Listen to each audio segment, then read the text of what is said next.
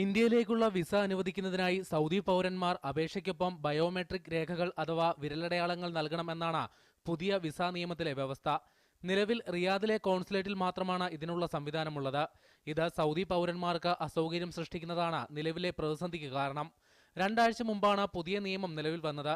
അതിനുശേഷം നിരവധി സൗദി പൗരന്മാർ കേരളത്തിലേക്കുള്ള യാത്ര റദ്ദു ചെയ്തു. മൺസൂൺ ടൂറിസത്തിന്റെ കടക്കൽ കത്തിവെക്കുന്ന ഒരു അവസ്ഥയിലാണ് ഇതുകൊണ്ട് എത്തിക്കുന്നത്. റിയാദിൽ എത്തണമെങ്കിൽ ചുരുങ്ങിയത് ഒരു 1500 കിലോമീറ്റർ യാത്ര ചെയ്തെങ്കിലേ അവർക്ക് വരാൻ പറ്റുകയുള്ളൂ.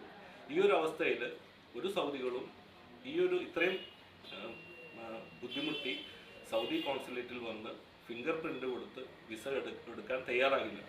കേരളത്തിലേക്കുള്ള യാത്ര ഒഴിവാക്കുന്ന സൗദികൾ പകരം ശ്രീലങ്ക, തായ്ലൻഡ്, മലേഷ്യ മുതലായ രാജ്യങ്ങൾ തെരഞ്ഞെടുക്കുന്നുണ്ട്. ബയോമെട്രിക് രേഖകൾ നൽകുന്നതിന് വിമാനത്താവളങ്ങളിൽ സൗകര്യം ഒരുക്കണമെന്നും ഇതിനായി വിദേശകാര്യ മന്ത്രാലയം നടപടിയെടുക്കണമെന്നുമാണ് ടൂർ ഓപ്പറേറ്റർമാരുടെ ആവശ്യം.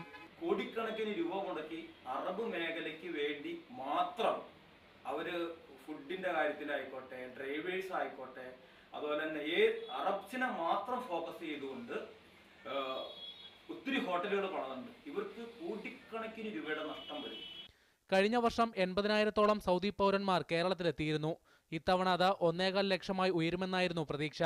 നിലവിലെ സാഹചര്യത്തിൽ 100 കോടി രൂപയുടെ നഷ്ടമാണ് വിനോദസഞ്ചാര മേഖലയിൽ പ്രതീക്ഷിക്കുന്നത്. മീഡിയ 1 കൊച്ചി.